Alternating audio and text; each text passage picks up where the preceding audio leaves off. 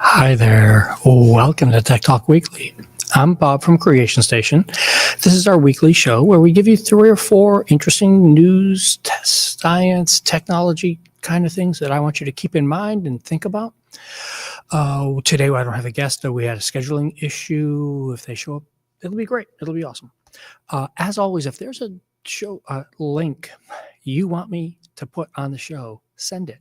Creation Station at Broward.org. If you haven't been following the show notes, we have a bonus link or a listener link in most episodes nowadays. So go click on those links too. And hit like and subscribe while you're at it. I think that's what you're supposed to do when you say a podcast, right? So we do have some good stories today, as always. But our first one is mine. Because I was like, wait a minute, I want to talk about this. And it is the fact of making solar panels work at night.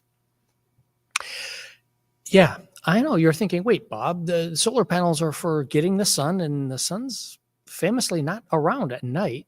So what are you possibly thinking about? So 2 points to this story. One, solar panels collect light. Duh. If you can use those abilities to collect the light off of other things, such as asteroids, meteors, etc., then you'll be able to use the power of the solar array to function as a type of telescope and get and track where those things are moving across our skies, what's happening, and what's going on. It's a really cool idea. First problem. Most solar panels are pointed at one section of the sky because that's where they are, just like they are on your house. The sun's moving, so you don't need to move your solar panels. It comes right over your house. We do have one of these in the United States, though. I'll bring up a picture right now for you, where the mirrors move instead. And the mirrors track the sun and move to keep the sun focused on a specific tower. It's a different type of solar collector. And they're using this now to focus that light on sections of the sky to watch for asteroids. Very, very cool. Very able to be able to collect that little minute bit of light that's coming down, focus it all with all these mirrors, and see exactly that piece of space rock flying through the atmosphere really fast. Or in the case of asteroids outside of the Earth's atmosphere, they're a meteor when they hit the atmosphere. But then part 2 is we're closing this place down. For a good reason. It's super expensive and not very efficient to run a solar collector like this. So it's a really cool, fun thing to do. And in the next couple of years, as this plant is phased out, we will lose this ability. So we need to do all the science we can now before we lose it. That's a theme, science. We like that around here. Our listener article this week is because from someone who knows if there's an orca story out there, it's got to be on the news. She's got to see it on the show. So there's some new footage. The BBC, which puts out some amazing documentaries, they have a brand new nature series called Parenthood. And it's all about animals in the wild, training, teaching, growing their young to do whatever they're supposed to be doing. Well, in this case, their cameras managed to catch a pod of killer whales, orcas, pretending to kill one of their own. I'm not going to show a graphic video. You know me better than that. This just shows you the whales jumping on top of the other whale to force them down under the water. Remember, whales need to breathe air, so they have to be able to get back to the surface. So this is a killer whale tactic of drowning other whales. They did not do any of that in this video. Don't worry. You're not going to see any of that. It just represents and shows how they train their young, how they teach each other the correct techniques for what to do, how to do, where you need leverage and everything. It's amazing. They're super smart. And this is a passed on learning experience, which means they're intelligent enough to not just pick up the stick and knock it against the wood to make the termites go like a bird does. They're smart enough to figure out, we need to work together, how this works, make this happen, and go forward. It's a great, great story. The second half of the one is actually the thing that really impressed me was new drone technology with underwater gimbals like they use in Hollywood. So like a Steadicam type thing that they also use in sports video stuff nowadays. And they've adapted it to go underwater. So some of this footage is amazingly steady for being in tossing ocean waves. Craziness, just craziness. And if you have been in our local libraries down here in South Florida in Broward County, the Sterling Road branch actually has our Temi robot that's there helping customers right now. We're getting much, much closer to a real Rosie from the Jetsons, if you're old enough to remember that show, or if you're just old enough to watch TV, because it's out on repeat everywhere in the world and on YouTube, et cetera, et cetera. We're going to get robots around the house soon, and we're going to have to think about how we treat them and what we do with them. That's not the point of this story, though. The point of this story is what actually works. And there you go. There's a picture of a robot that actually works and does things and can clean and sweep and do stuff around the house. And you'll notice it looks nothing like those android, humanoid robot things that make very cool tech stories of robots dancing and jumping around and doing things, but you never actually see them working and just doing stuff without a human handler. And there is a test for that, and so far no robot's been able to pass that test. This is what works. You need a couple of wheels and a base and arms and some lightweight grippers, and a lot of these parts can be 3D printed and used, so when something goes wrong they can make a quick replacement of it and train and do better. Coat this with that new skin we talked about a few episodes back that the tensile strength allows it to test and see exactly how strong the grip should be to lift something, and you've got a really good robot around the house. I bet you this thing can load the dishwasher. That's good enough for me. If it can sweep, mop, load the dishwasher, I can empty the dishwasher and put the things up higher if I need to. This can just go take care of all those things. That's what I need. That's what I need a Rosie for around the house. Just do the basics like that for me and take care of it. And when I get home, I'll take care of the other things. And I'll make dinner. Technically, my wife will make dinner because she's a way better cook than I am. And I don't think any robot's replacing her at that anytime soon. Did you ever wonder about breathing? I know. Think about it for a second. Did you really think about breathing right there? People tend to do that. It's a psychological thing. In this case, this story, though, is not about you breathing. It's about dinosaurs. Dinosaurs breathing, and we have captured what they breathe. I know it sounds really crazy. You're like, no, wait. They're fossils. They don't have lungs. Technically, we have found some soft tissue fossils. Nothing to be able to prove. No hollow cavities or anything like that.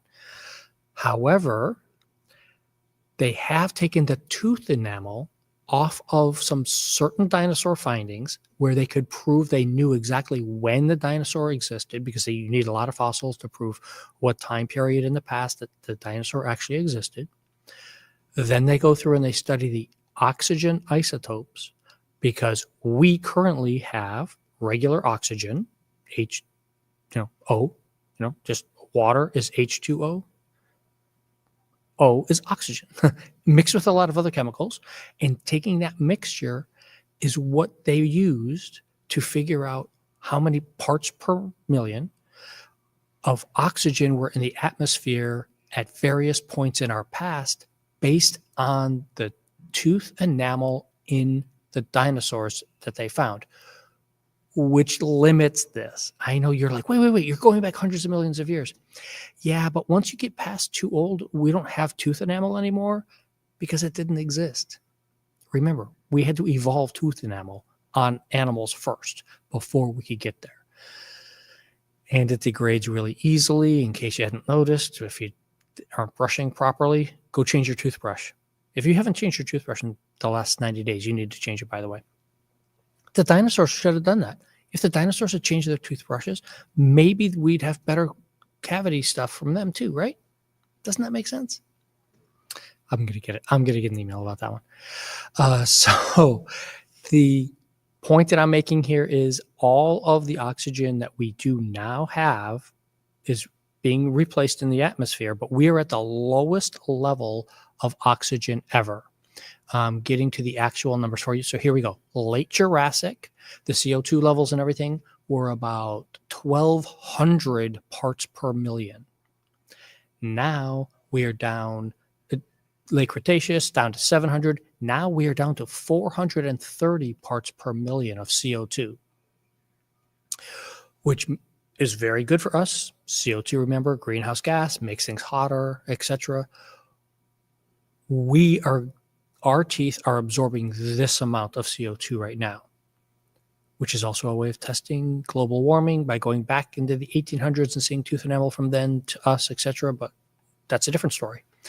And you can go through here and test and see what the different levels were around the planet in different spots.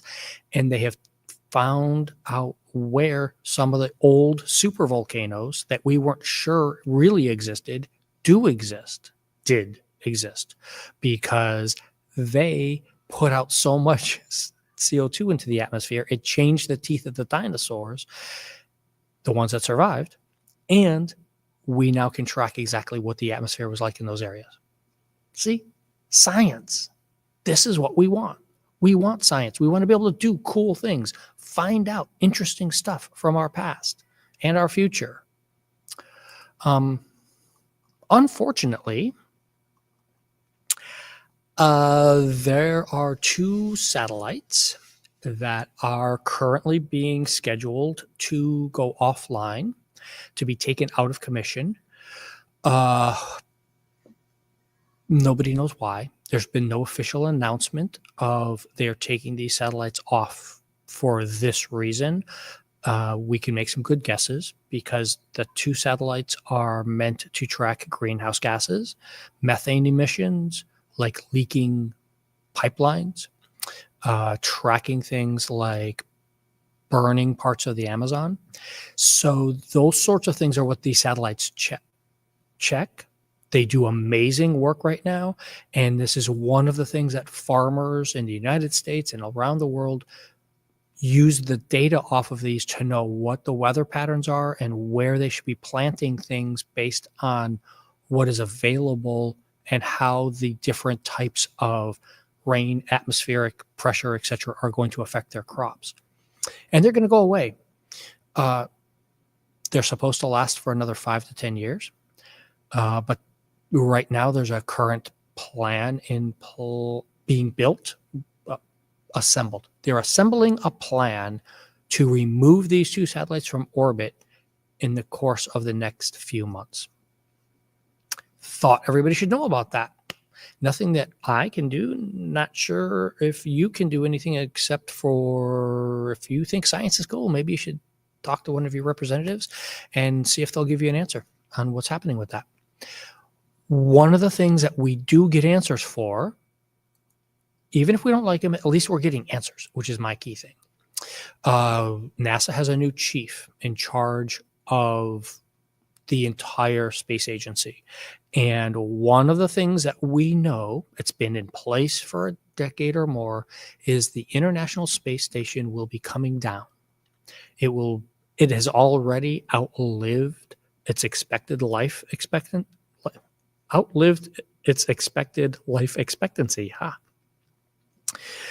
And once that does go away, 2030-ish, sometime in that range, it's going to go away, and then only the Chinese will have a space station up there in low Earth orbit for people to go do. We had a plan in place for NASA to take bids for a commercial space station to replace the International Space Station, a place that someone else builds, maintains, and NASA rents space from. Yeah, renting space in space. Real estate is everywhere. And NASA will rent space on this new space station to do experiments and do the things that they want. And NASA will spend the bulk of their money on Artemis and other projects getting us to the moon. Problem with that is, if you've ever seen any kind of news story about government projects being on time and under budget, if you could please send me those, because I don't remember any of those kinds of stories around. So these things we're already expected to go over budget, and now that they're going to cut NASA budgets, it's going to be even worse. And so what they are going to do is they are saying, instead of automatically getting up to 4 vendors, and then we go through those vendors, and then we give you some more money, and then we figure this out, they're just saying, make it, and you can get up to 75% of the money from the contract right away if you can do a proof of concept that it'll really work. And then you don't get the rest of your money until you're actually launched, until you're up there and working, which is a little different than other contracts. Artemis, Blue Origin, it's never going back up. Never mind. There's some other ones out there. However, because of this new change, they're going to reduce the requirements for a new space station, which actually come down to needing something that will only last for months instead of years, and is good enough for 4 people, not the 12 that the current space station takes. By reducing those down, they will be able to get more people, they're hoping, to compete, to build, and build faster. If you followed our show and if you follow space, you can guess of one company that's going to really like these new things. And it's not SpaceX. So what happens is SpaceX already has close working relationship with a company that will be able to build something. It's kind of funny. I mean, the big names, Northrop Grumman, sorry. The big names of Northrop Grumman are probably not going to be part of this new initiative because of that. However, everyone's going to be able to do something, and the company that's most likely to do and pull this off first is called Haven. You've heard of Haven if you've really listened to this show, and we've talked about it over the years as a small little space company that's done some cool little projects. And one of the things that they do is work closely with SpaceX so they can get up into space cheaply. And that's what it looks like is going to happen. They may be able to, this company may be able to put together a package and get it passed by NASA faster than anybody else can, because they're already at the almost ready to launch their 4-person version that was a proof of concept to build the bigger ones. And now that they only have to get a 4-person one up there, they might be able to pull it off faster. They probably can, which is good. We want people in space. And as long as everybody's open and honest about this is what we're doing and why we're doing it, it's okay. Yeah, they changed the rules. Yeah, it's still going to be safe. They're going to do all the right things, I believe, because the scientists there are not just going to throw up a tin shack. And that's what science is supposed to be doing. Science is supposed to be learning, building, creating, pushing the boundaries of stuff, especially NASA and the government, and then hand it off to other companies and let them go and build and do things. It's very much like the idea of where ballpoint pens came from that work in space. If you've ever heard the old story, I'll wrap this up here for our final bit here. If you've ever heard the old story about the Apollo astronauts and the Russian astronauts and NASA spending thousands and thousands of dollars to learn how to make a ballpoint pen that works in space, And some pundits go, and then the Russians only sent up a pencil. Yeah, except pencils catch fire in space. And the Russians learned the hard way. And NASA did it right. Let's keep doing science. Let's try at least. It's going to be okay, everybody. I hope. If you have a story you want us to cover on the show, or one of the librarians out there, like we tried today for you, that's out there working, give us a call, give us a shout out there on the socials, or Creation Station at Broward.org. That comes right to me. And we'll see you next week.